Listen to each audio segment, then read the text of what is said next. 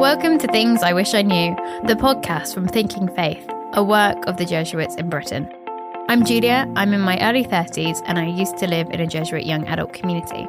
We all live hectic lives and often don't get time to reflect on what's happening both to us and around us.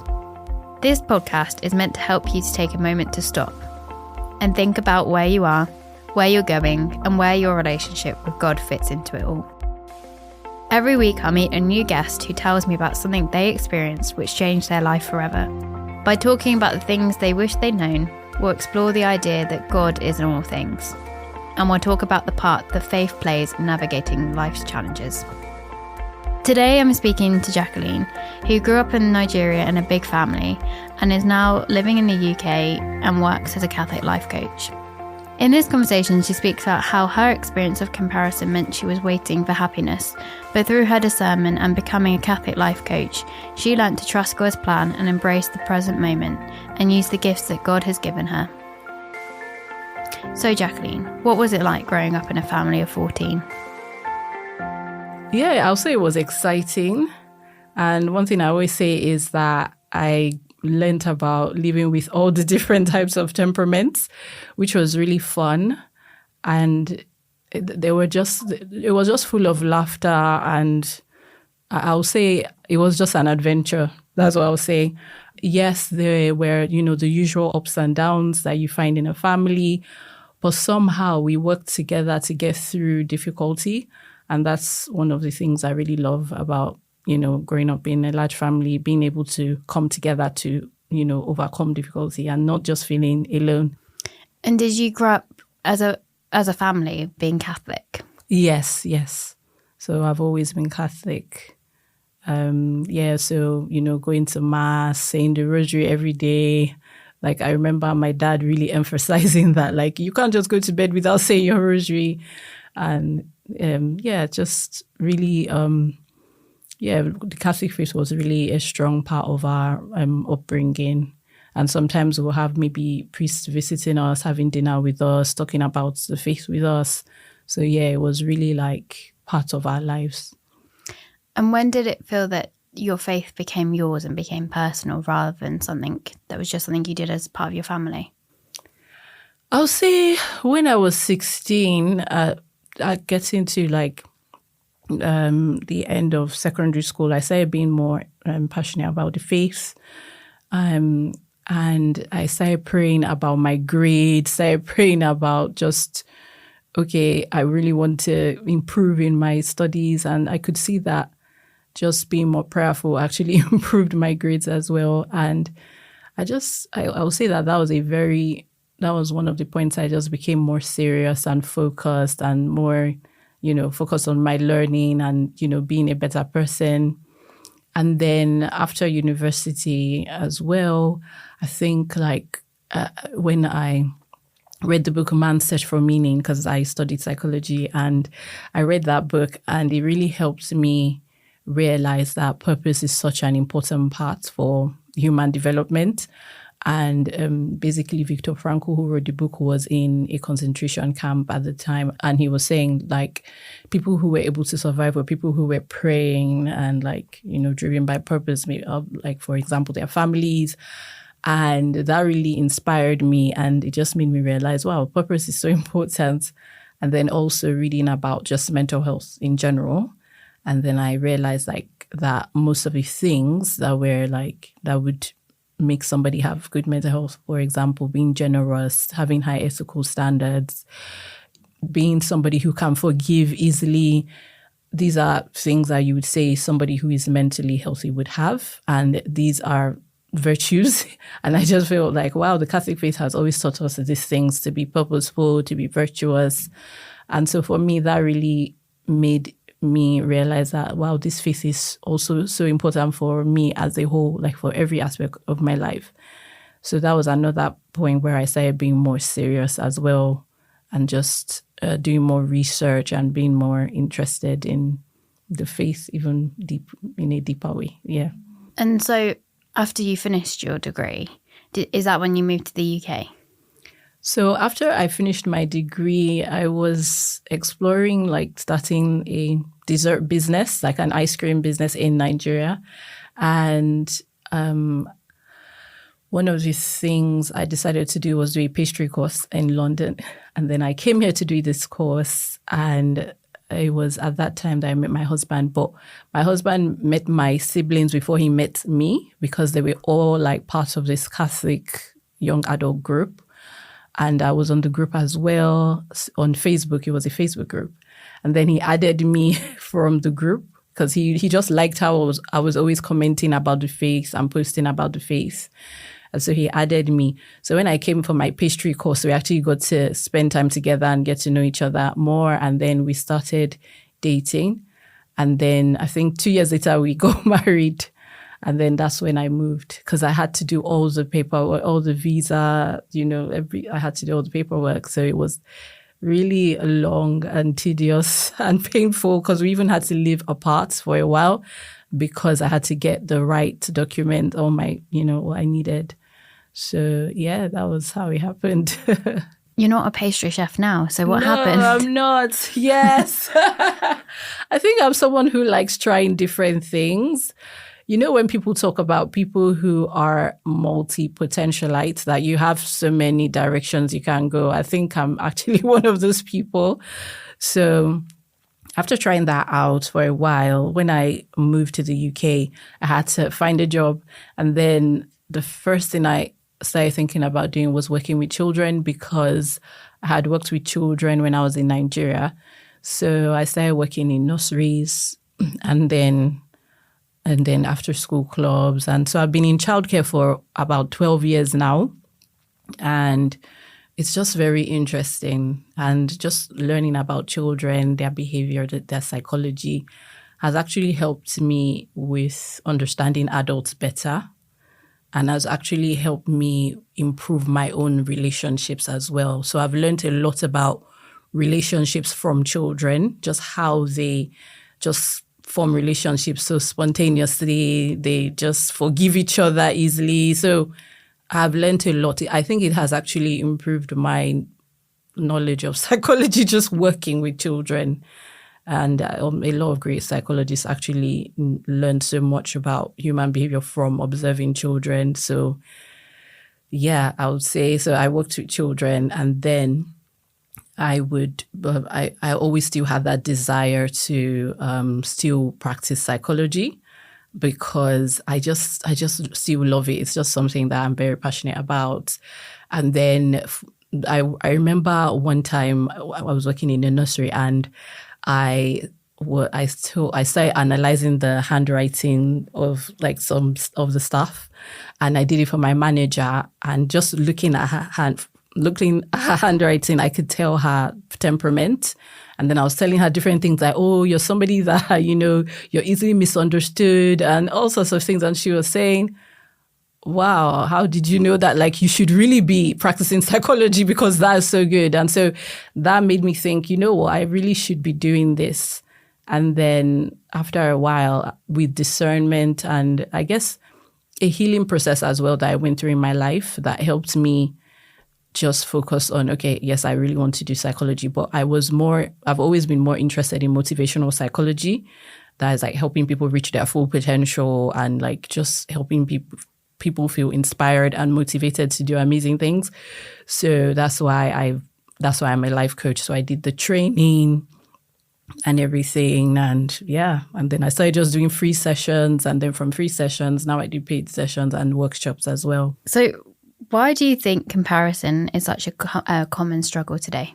I think it all starts from, when we're young, we look at other people, or even from school, we're always being compared. Even from our teachers are always comparing us to other students. Our parents compare us to our siblings. So I think that's where it starts from. And the only thing is that after a while, you're never able to appreciate your own journey and your, like, where you are in life, because you're always trying to compare yourself to other people. And it's not the only way to I guess, measure success, basically. I think a lot of people feel that they have to compare themselves to someone else to know how successful they're doing. or it's actually not the only way. There are other ways that are, I guess, healthier and less, I guess, less stressful as well.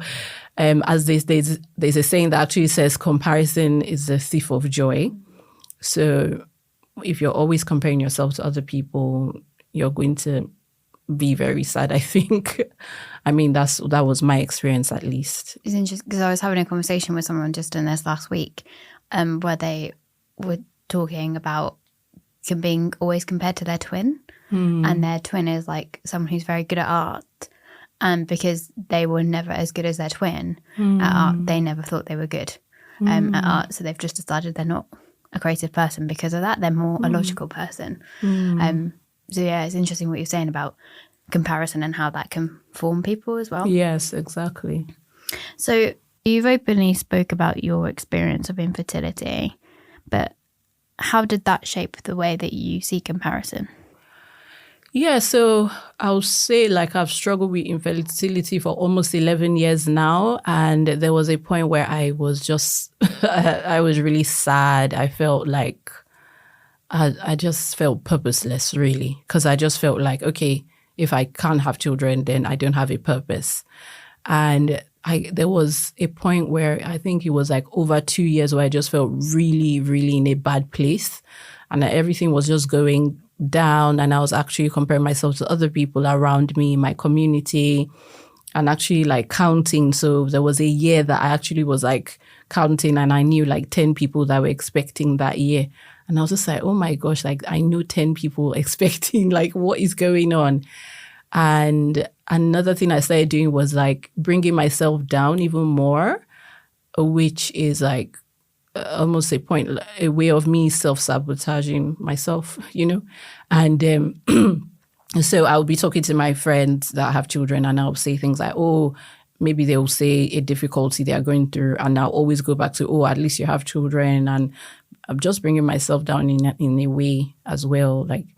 And I think I spoke to my sister about it and she was just like, why are you doing that? And it was only through speaking to my sister that I realized I was doing it. I didn't even know I was doing it.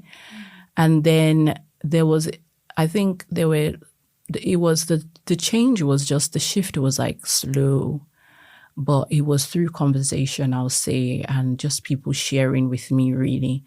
The first person that shared with me was someone I worked with who waited for 6 years to have children.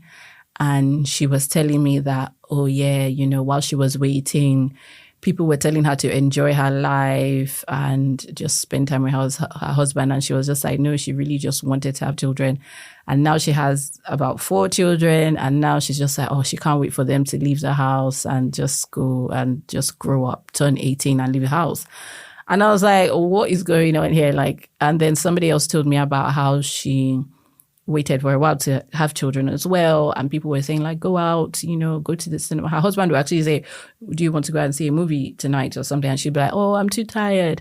And now she's like, I really wish I went because now I actually can't go because now she has quite a few children as well.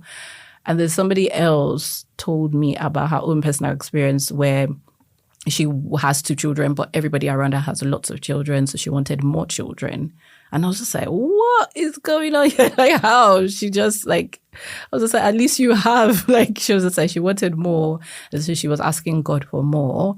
But then she had to have a surgery. And then she just said to God, you know what? I'm going to stop asking you. Just keep me alive to be able to take care of my children. And then she, had this successful surgery. And she just said, she's just grateful that she's alive to take care of the 2 she has. And one other time I saw her and I said to her, are you not asking anymore? She was like, no, I'm not asking anymore. I'm just I'm just taking care of the 2 I have. And to me, that was really strange because I'd never heard anyone say, I've just accepted it. So for me, that was a mindset shift that I had the option to accept that maybe this is not the will of God for me now, or I don't know the answer basically, but what about just accepting? And so after a while, I was just reflecting on the stories of these 3 women. And I was just saying, why is it that there's always this need for something else other than what we already have? Why can't we just be grateful about what we already have? So that made me just have this sincere prayer with God where I said to God, God, I accept your will in my life. And the moment I said that prayer, I just had peace. instant peace.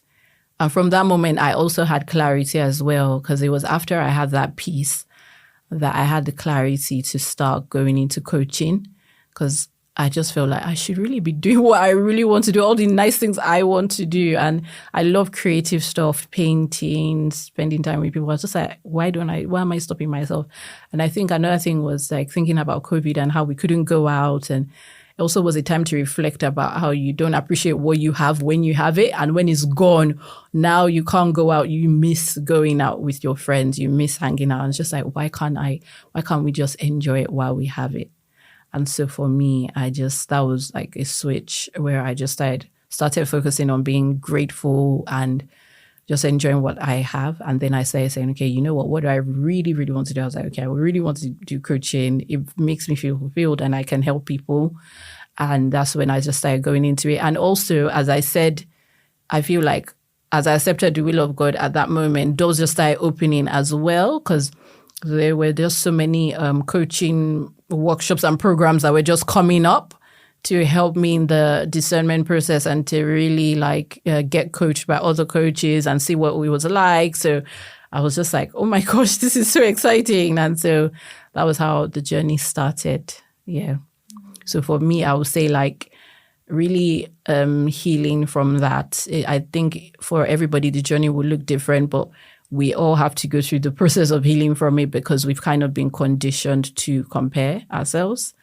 And when I think about when I was working in nurseries, there was a point where we would have the developmental milestones of the children, and you have to see where the child, maybe your key children that have been assigned to you are in comparison to the, milestone. And I can see how, yes, there will be an average expectation depending on your age, and things like that. But I feel like I also learned that every child would start doing a different, maybe, for example, potty training when they are ready, and you can't just force them. You have to actually journey with them. Or writing, for example, when they are ready. And even some children, maybe they are not talking at 2 and then 3, all the words just start coming out and you're just like, wow, this child has actually been learning, even if they've not been actually speaking. So you even if there's this template, you realize that everybody will still get to where they need to get to when they are ready. We all have our unique path, no matter what, even if you force yourself to compare yourself to other people, you will still have your unique path. So, yeah, so I think my journey with infertility really helped me learn about how God is working in my own life uniquely, and my own mission is unique, and everything He wanted to do in my life, He's doing it now. I can see how He's working in my life now. And how I had to go through some pain to be able to really appreciate His work in my life. So, yes. I want to go back to that point where you said about when you accepted God's will in your life, you felt at peace. Has that peace stayed with you, or has there been times where that peace has maybe been disturbed? Yeah, I'll say one thing I've tried to do is make sure my lifestyle maintains that peace. I just say as a candle, I can never leave, I can never let go out. So every time I see myself going back to bad habits I had, comparing myself to other people, I always remind myself that this peace has to keep going. And so I came up with I would say a framework called the Thrive model that I myself live by, and I talk to my clients about, where I kind of make sure that every day I'm monitoring my thoughts, because it all starts from our thoughts. So I'm always making sure my thoughts are either positive, purposeful, prayerful. That's how I feel my thoughts with that. And I also draw from the part in the Bible where it says whatever things are good, beautiful, modest, if there be any discipline, think on these things. So I try to make sure I start with my thoughts. In the morning, I say my prayers, and then I always listen to something motivational in the morning, just to make sure that my thoughts are in the right place. And then the acronym is Thrive. So the T is thoughts, H is health, making sure I'm being, healthy, eating lots of fruits and vegetables, drinking water, just to make sure that I am keeping my mental health up, really. And then relationships, I always try to like have positive relationships around me. When there are like disagreements, I always try to find a solution to it. And that's the R. And the I is my interior life. So I always make sure my prayer life is always going, where I have like time for my morning prayers, and my night prayers, my rosary, things like that, mass. Then virtues, I always try to, all of us have a tendency towards a virtue and tendencies towards vices. So we all have our own personal ones. And then education, learning every day. There's so much to learn. Yeah. There is. I really love that image of thriving. You've got your planner there with it on it. Yes, yes. There's a saying that we're all born to thrive, but so many of us are just trying to survive. Exactly.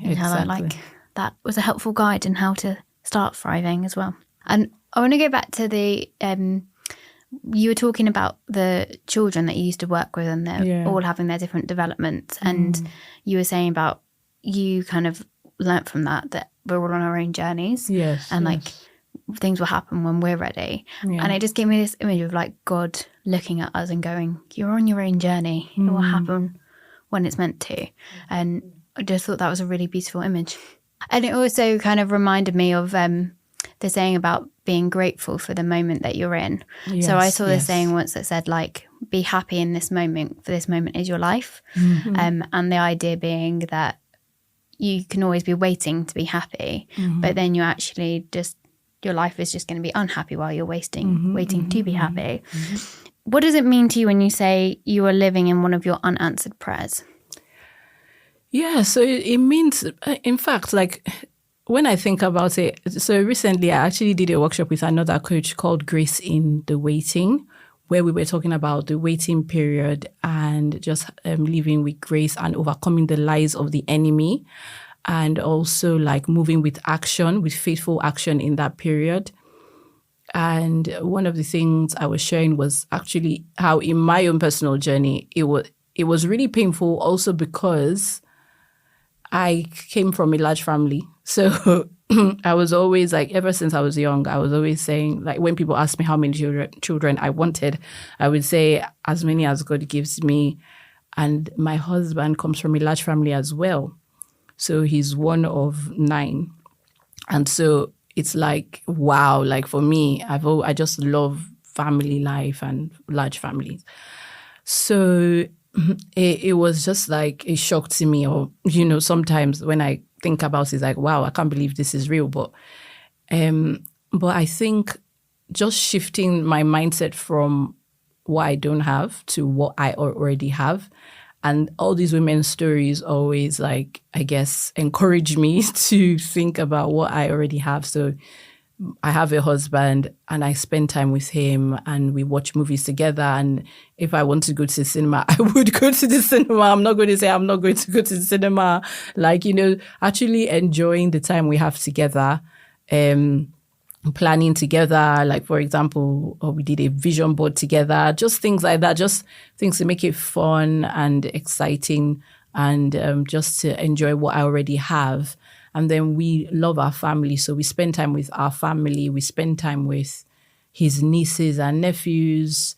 And when I'm able to travel back to see my own nieces and nephews and my own family members, I spend time with them. So, and then another thing that has been very helpful has also been the people around me. Some people have been very kind and they've made me the godmother to their children. So that has been very kind of them, because it's also being part of another child's life and being their godmother and going for their birthdays as well, following up on them. How are they doing? So that has been very nice as well. I think I have 6 godchildren at the moment. So yeah, so it's really nice. So that has been very helpful to make me enjoy the present moment. And coaching has also been helpful to make me enjoy the present moment because I'm available to the women that I coach.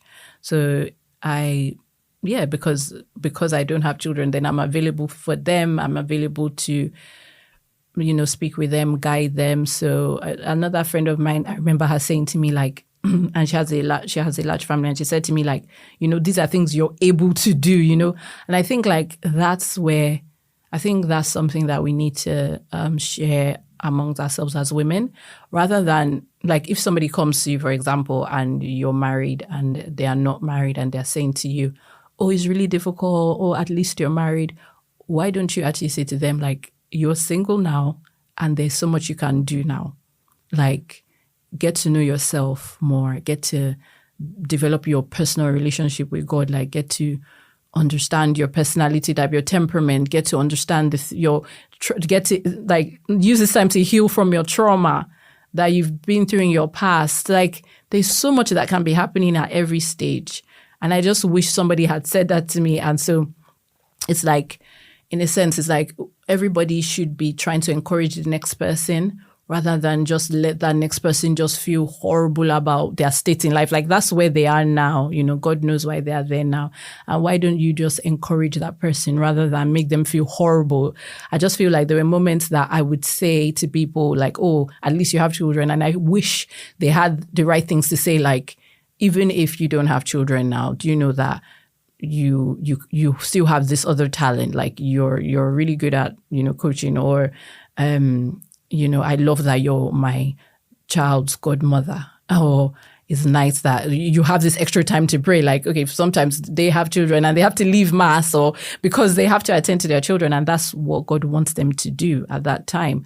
But I can be praying extra prayers, like, so everybody, we all have what gift or what we can do right now, no matter what season we're in, that we can actually value before we leave the season. And then we now look back and say, oh, I wish I was doing this, You look back and be like, oh, now I have a husband. I have to ask him what we're doing for the evening. When I was single, I could actually just go, to the cinema on my own. Like, so every season has its own benefits, I think. I really strongly believe this. It's funny that you mentioned maths and children, because I am in that stage of definitely being appreciative of the fact I can pray in mass, because there's so many families around me where quite often it's mum on her own with the kids, and she ends up having to go in. We have a crying room, like, so a room that's attached to a church where parents can go, but she has to go and take the kids there. And I feel in those moments where I see them, I feel a lot of like empathy for them. Yes, exactly. But I'm also feeling very grateful that I can stay and be present in mass at this time. Exactly. And it's beautiful that we're all part of the mystical body of Christ, so we can pray for them as well. Like, oh, this mom, it's difficult for her. God help her, give her the patience. I just love that aspect, and I feel like, by the grace of God, that's what I try to do in my own communities, and just try amongst the women in my community, just try to bring that we're all together on this. There's no competition. There's no like, oh, we're better, or, there's just a lot of this mentality, and like just trying to heal from it, that don't worry, we're all together. We can pray for each other. We can journey together, even if we're not on the same path. So let's look at your being a life coach, because you talked about it with us a bit, but I want to know what happened when you finally decided, okay, I'm going to be a life coach. This is what I'm being called to. How did that feel to you? Yeah, it felt amazing. I just felt so it all started with the peace, and then just felt like freedom. It just feels like, yes, I'm doing what I really want to do. And I've just had so many things in my head, so many thoughts in my head for a long time, and just being able to express myself, share all these thoughts, either through my blog or through my Instagram page, or even on other people's YouTube channels or whatever it is. Just being able to share has been a huge, healing process itself. So yes, I think for me, it's really been beautiful to be able to share and then journey with people as well. So I just feel so happy when somebody who maybe is in a similar situation that I was in, and I'm able to just say the right thing to them. I just feel, yay, thank God. Even when we did the Grace in the Waiting event, I was just happy I was able to tell them that there is so much greatness in you. There is so much God-given greatness in you. Don't let this season just make you feel like there's nothing, like you're purposeless, or there's so much you can be doing right now. And it just made me feel so happy to be able to like give people something I really wanted. So, yeah. So what is the difference between being a Catholic life coach and spiritual direction, or being a psychologist? Yeah, so being a life coach is more about helping people maximize their potential. So you actually take people through a creative process. Sometimes it's a lot of powerful questions that you're asking, and you're trying to help them uncover what is already in them. So sometimes people think it's just advice. You're giving this person advice. Well, it's not that. It's that you're helping that person uncover that God-given greatness in them. And because we are made for relationships, it's always through relationship that we uncover these things. And that's where the coach comes in. But spiritual direction is purely about like guiding you in your spiritual life. So it will focus more about like your virtues, like it's purely spiritual. I think like because we're human, like things would cross paths. So for example, if somebody was trying to be my spiritual director when I was comparing myself to others and I was really sad, they would probably tell me about what is God saying to you in this season, right? And then clinical psychologists and therapists, they focus more on healing, the healing from past trauma. So, but I focus more on moving you forward. So the psychologist is looking at what's happened in the past, and these ones are holding you back. I focus on what you can do in the present to have a more exciting future. So what do you wish you'd known earlier about comparison, trust, and happiness? I just wish I knew that I have my own God-given mission and my own unique path. And I wish that was just general knowledge. But I know it's a journey for everyone, but I just wish I knew that earlier. And I wish I knew that using my gifts would really make me feel this fulfilled. And I wish I had focused more on that. Like, okay, what is God asking you to do right now? Rather than I will do this when, or I will be happy when, or if this happens, then I'll be happy. I wish I just focused more on, okay, what is God asking me to do now? And then, I wish I did that earlier, but I'm still grateful that I'm doing that now. As the saying goes, like the best time to plant a tree is 100 years ago. The second best time is now. So I'm still grateful to God for that revelation, because I could have, God forbid, died without knowing that. And I would have felt like, oh my gosh, there's so much wasted potential, So yes, I'm grateful to God for this realization and making me his instrument to spread it to other people so that they just come out of this rut of comparison. Trust, I would say I just wish I understood that trusting God is like trusting no other. Like is not.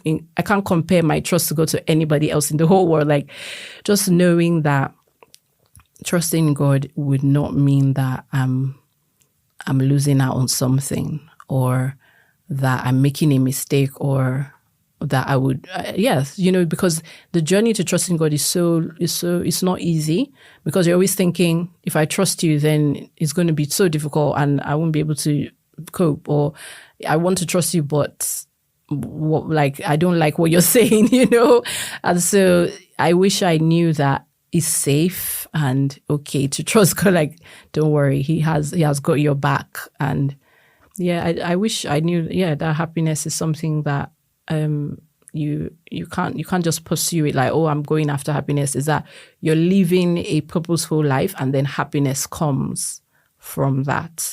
So it's like trying to find purpose and help other people and love God and love others, and that's happiness now comes as a result of that. And what are you grateful for?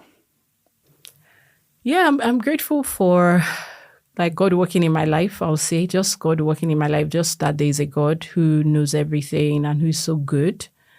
That's what I'm grateful for, really, because if not for him working in my life, I wouldn't even be here. So I'm really grateful for God. I'm grateful. And then God, my family members, my husband and friends. Yeah. But ultimately, it all starts with God. Yeah. It's a great answer. Thank you for joining us. Thank you. Thanks for listening to Things I Wish I Knew. I know this conversation is going to stay with me because of Jacqueline's openness about her experience and the way she talks about thriving and being grateful and present for the moment you're currently in. How about you? We'd love to hear how Jacqueline's story resonated with you. And why not also tell us if you're facing an experience you wish you knew how to look at differently? It might just be something we can help with. You can find out more about this and other themes at thinkingfaith.org. Thank you again for listening. I hope you'll join me again next time on Things I Wish I Knew.